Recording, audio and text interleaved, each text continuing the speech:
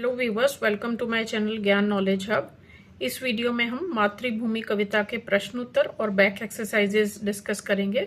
Summary already मेरे channel पर है, तो आप चैनल पर जाकर देख सकते हैं।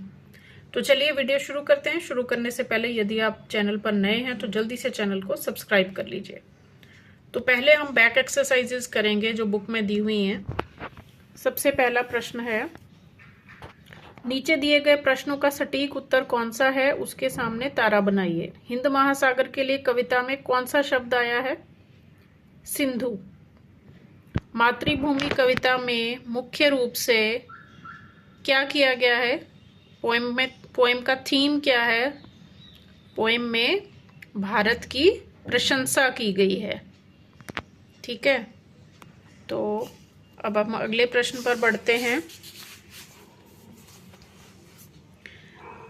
ये है मैच द फॉलोइंग। आपको शब्दों को उनके अर्थ के साथ मिलान करना है।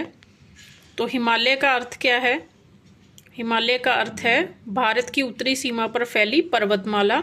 त्रिवेणी, त्रिवेणी का अर्थ है तीन नदियों की मिली हुई धारा या संगम। मलय पर्वत, मलय पवन, दक्षिणी भारत के मलय पर्वत से चलने वाली सुगंधित वायु।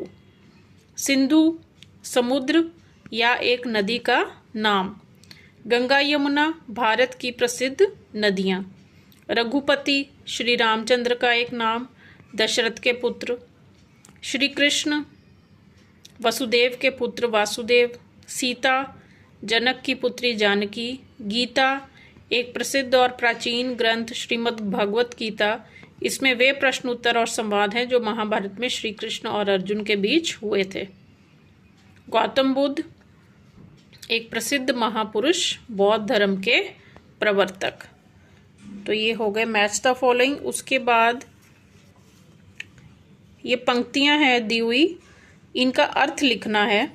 क्या हैं पंक्तियां? यह युद्ध भूमि मेरी, यह बुद्ध भूमि मेरी, वह मातृभूमि मेरी, यह जन्मभूमि मेरी। तो इन पंक्तियों पर आपको चर्चा करनी है। तो कैसे लिखेंगे इसकी? इन पंक्तियों में कवि ने भारत की महानता और विविधता को दर्शाया है। महानता आपको पता ही है कितना ग्रेट है भारत, और विविधता का मतलब है कितनी वैरायटी है यहाँ पे। युद्ध भूमि का अर्थ है कि यह वीरों की भूमि है, यहीं गौतम बुद्ध ने भी जन्म लिया। यह कवि की मातृभूमि है और यहीं कवि ने भी जन्म लिया। तो ये है इन पंक्तियों का अर्थ। अब हम आते हैं अगले प्रश्न के ऊपर। सोच विचार के लिए कविता को एक बार फिर से पढ़िए और निम्नलिखित के बारे में पता लगाकर अपनी लेखन पुस्तिका में लिखिए। कोयल कहाँ रहती है? घनी अमराइयों में। अमराइयों का अर्थ है आम के बागों में। तन मन कौन संवारती है? मलय पवन। झरने कहाँ से झरते हैं? पहाड़ियों से। श्री कृष्ण ने क्या सुनाया था? गीता का उपदेश। गौतम ने किसका यश बढ़ाया? भारत का यश बढ़ाया। उसके बाद आगे बढ़ते हैं ख पर। तो इसमें नदियां लहर रही हैं, पग छहर रही हैं। लहर का अर्थ क्या है वो दिया हुआ है, छहर का अर्थ दिया हुआ है। उसके बाद उसने पूछा है कविता पढ़कर पता लगाइए और लिखिए कहाँ कहाँ छटा छहर रही है। पग पग पर अर्थात चारों ओर छटा छहर रही है। किसका पानी लहर रहा है? नदियों का पानी लहर रहा है। क्लियर? तो अब आगे बढ़ते हैं पेज 6 पर।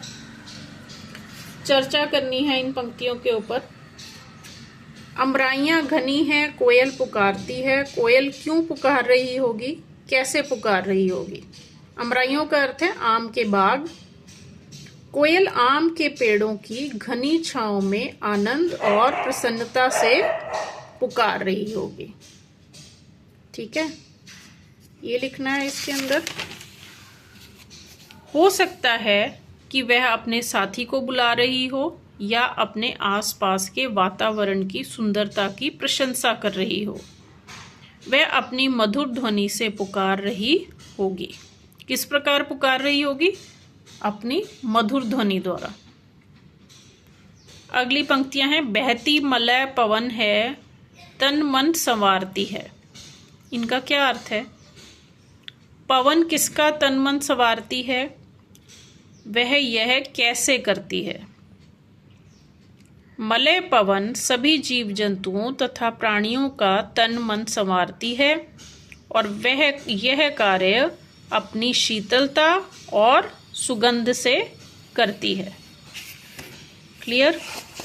अब आपका एक प्रश्न और बचा है, वो